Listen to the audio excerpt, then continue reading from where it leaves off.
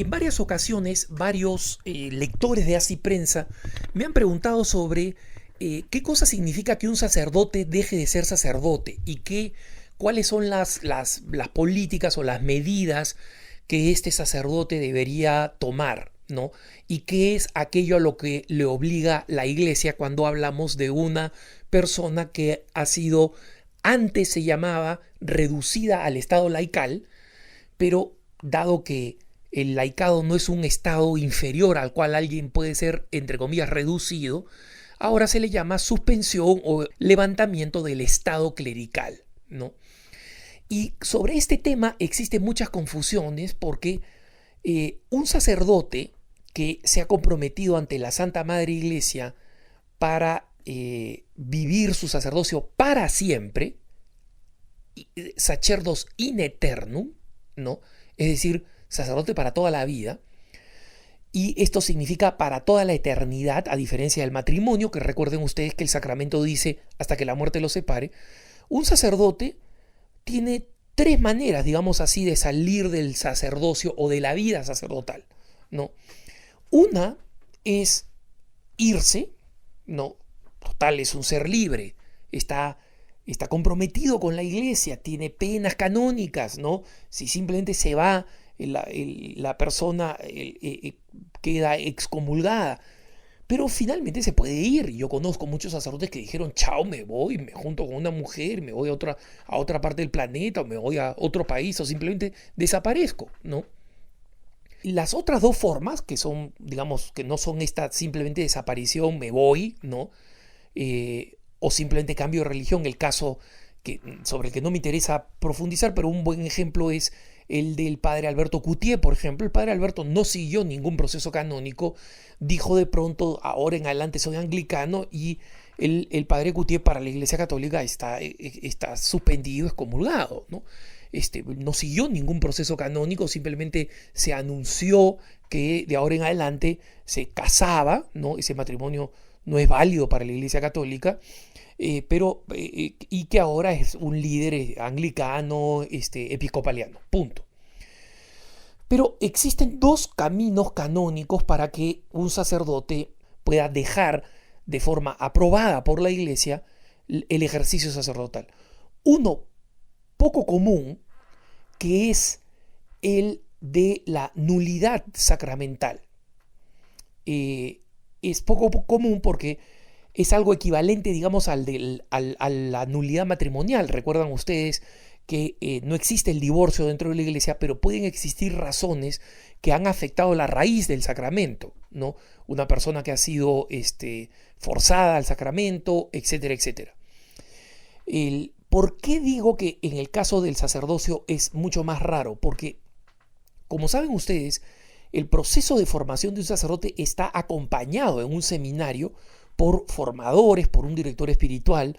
Entonces, si es que existen deficiencias canónicas, es decir, razones por las cuales esta persona no se puede ordenar, no debería ordenarse, o haría que la ordenación fuera inválida porque está siendo forzado, etc., en ese proceso estas cosas se descubrirían y se descubren. Y por eso existen muchas personas que disciernen o que se les recomienda, se les pide que dejen el seminario y en consecuencia no concluyen el proceso de formación y no llegan a la ordenación sacerdotal. Ojalá existiera una formación, digamos, no igual, pero equivalente, similar para el matrimonio, pero no existe. Y en consecuencia, las probabilidades de un matrimonio nulo, es decir, donde el sacramento no hubo sacramento, es bastante más frecuente que en el sacerdocio. Pero supongamos que existen condiciones extremas. Yo conozco un caso, solo un caso, donde por razones X efectivamente se declaró la nulidad. Y cuando se declara la nulidad, esa persona, lo que se dice es, nunca fue sacerdote. Ahora ustedes me preguntarán, ¿pero qué cosa ha pasado con esa persona que bautizó, que dio la comunión durante algunos años, hasta que se declaró la nulidad? Ese es otro problema. Ahí hay que avisar a los fieles, hay que hacerles saber que algunos de los sacramentos que son propios y exclusivos del sacerdocio no han funcionado, pero dejemos ese problema de lado. Ahí hay un problema, ¿ok? Pero ese es otro problema que tiene que ver con la comunicación pastoral, cómo se anuncia, a quién se le anuncia, etc. Pero como digo, ese es un caso extraño, raro. Cuando la otra forma es canónicamente cuando un sacerdote es suspendido del estado clerical. Y esto es porque él lo solicita, un sacerdote que dice no puedo vivir el celibato, tengo una inclinación homosexual fuerte que me va a llevar a caer en casos de abuso sexual o de escándalo público grave, no quiero llevar una vida retirada, es decir, presenta una serie de causas de parte del sacerdote que tienen que ser examinadas por la iglesia, o al revés, un sacerdote, como el que ha sucedido con el padre Gofo, ese es su sobrenombre, su apodo, en México, ¿no? Que era un escándalo público, y donde son las autoridades eclesiásticas que le dicen, ¿sabes qué? Mira, retírate. Sabemos que por ahora al padre Gofo, por si acaso, se le ha dicho que entre a una etapa de meditación. Y yo rezo por él y pido que recemos por él para que reflexione y regrese para ser un buen sacerdote. Pero hay rasgos en su personalidad que a mí me hacen pensar que no está totalmente bien de la cabeza, pero me puedo equivocar y quiero equivocarme sobre este tema. Es una opinión, no falto a la caridad, estoy hablando simplemente de lo que todo el mundo ha visto, por lo menos los que han seguido esta noticia, de los dislates que realizaba este sacerdote, ¿no? En cualquiera de estos casos, si es que el sacerdote es forzado a esta situación por conductas impropias, por conductas escandalosas, a este sacerdote obviamente se le pide que se retire de la vida pública al máximo posible. Pero ese requerimiento la iglesia no tiene cómo imponerlo. Entonces, si es que un ex sacerdote se convierte después en un gran popularizador o en un gran conferencista, como sucede por ejemplo con un ex sacerdote jesuita que se ha vuelto uno de los más populares predicadores de el enneagrama en los Estados Unidos, la iglesia no tiene cómo decirle, oye, ¿sabes qué? No seas escandaloso, no tiene cómo decirle, la iglesia no tiene una policía. Es curioso porque llaman a la iglesia represiva, etcétera, etcétera. Pero la iglesia no tiene una policía. La iglesia te dice, ¿sabes qué? No puedes acercarte a comulgar si tú estás divorciado. ¿Qué policía puede controlar eso? Tú estás divorciado, vas a una parroquia donde nadie te conoce, recibes la comunión. ¿Quién te impide? Lo que la iglesia pide es un compromiso moral. Si la persona no quiere cumplir con ese compromiso moral, ¿quién se lo puede impedir? Lo digo porque hay personas que me decían, mira, conozco a algunos ex sacerdotes que se casaron con una chica, se escaparon con una chica de la parroquia, fueron, suspendidos ya del estado clerical y sin embargo siguen por ahí dando catequesis, etcétera. Mira, no me extraña que quieran seguir haciendo catequesis por dos razones. Primero, una persona que traicionó su vocación, pero que tenía vocación al sacerdocio, va a seguir teniendo el prurito en el corazón de poder ser sacerdote. Entonces le van a traer todas las cosas sacerdotales. En segundo lugar, algunos de ellos solamente han sido entrenados en las tareas que saben hacer desde el punto de vista sacerdotal y en consecuencia no saben cómo ganarse la vida más que haciendo estas cosas.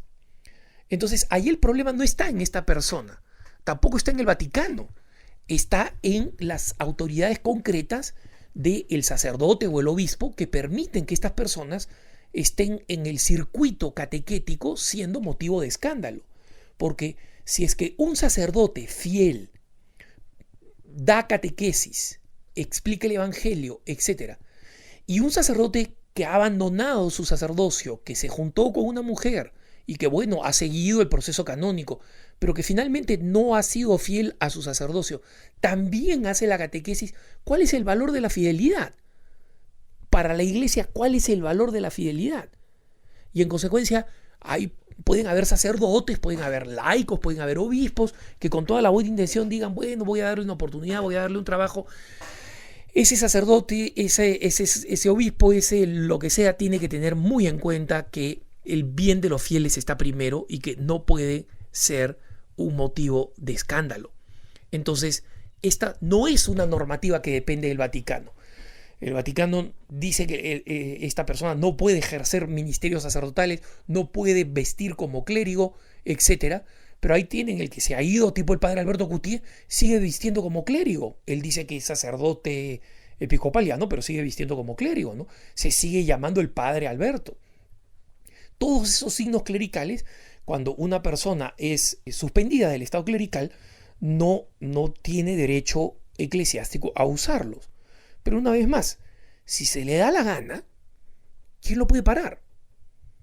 Le toca al obispo, le toca al sacerdote del lugar decir, por si acaso, este sacerdote no es un sacerdote de la iglesia, es un ex sacerdote, sus ministerios no son lícitos, no está permitido por la iglesia, le toca al obispo hacer esa aclaración.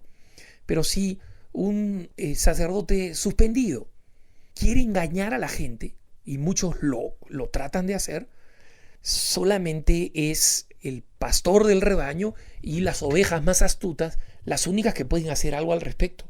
El Vaticano no tiene una policía, no le va a mandar un guardia suizo para que lo arreste y lo lleve a alguna cárcel en el Vaticano. Así no funciona la iglesia.